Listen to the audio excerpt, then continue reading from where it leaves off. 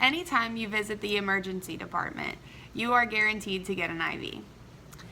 Before I knew how to start IVs, I wasn't really sure what was happening to me. So today I'd like to solve any mysteries you might have on what is going in your arm and how it happens. An IV actually stands for intravenous, meaning inside the vein.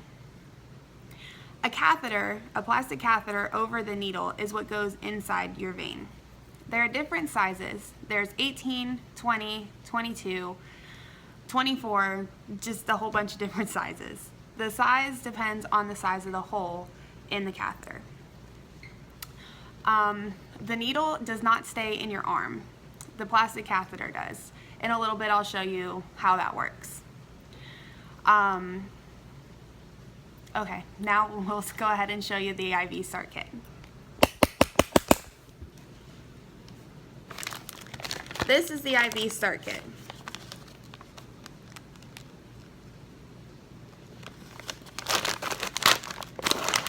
It has the alcohol prep, tape, a tourniquet,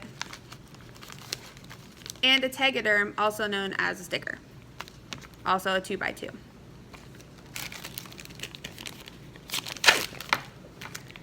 This is the extension set or extension loop that the medication can be administered through. This is the part that hooks up to the IV, and this is the part that any syringes are attached to.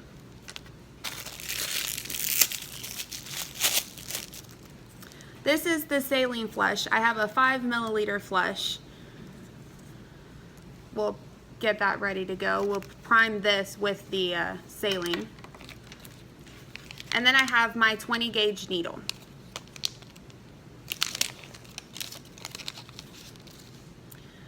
This is the needle that'll be going into my mom's arm.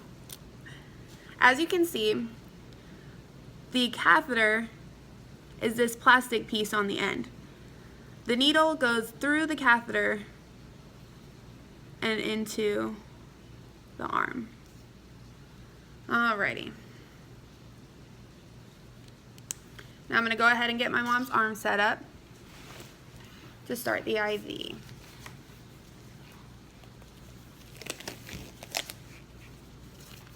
A lot of times people think this is very painful and that the needle stays in your arm and they have to keep their arm extremely still, but that's not exactly true. Since the needle does not stay in the arm and only the plastic catheter does, it moves with your arm. So if I put it here, you could still bend your arm and it would move with it.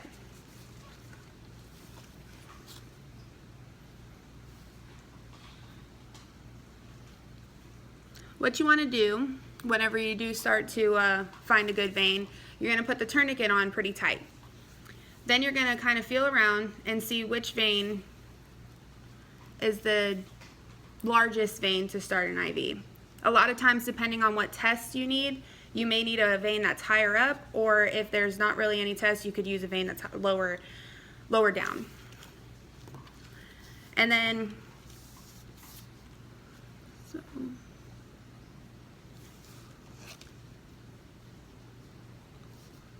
I'm going to go for up here.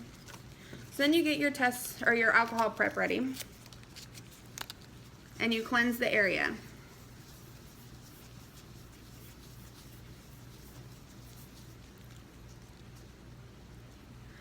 Then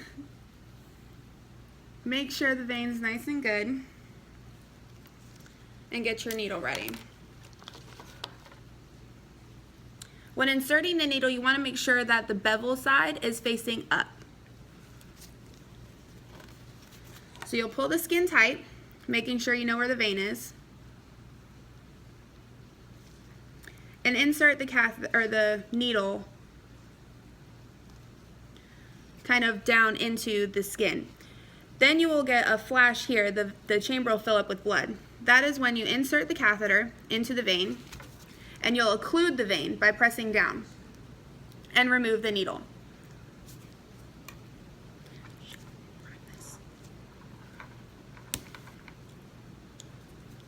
Then you will set the extension loop onto the IV needle, or excuse me, catheter. and put on the sticker. This will make sure that the IV is anchored down and you are less likely to pull it out of the vein.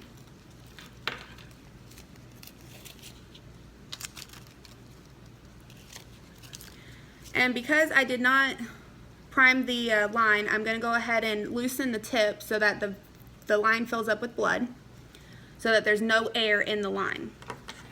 Then I'm going to take my syringe, make sure there's no air in it. We'll pop the tourniquet first. Make sure there's no air in the syringe. Attach the syringe to the end of the line and flush it. This will get all the blood out of the line and you will know that the line is good. If the site of the catheter starts to bubble up, that means that the vein was no good and it is blown, which means that the catheter is probably in the skin and not inside the vein anymore. So you just continue to anchor down the line.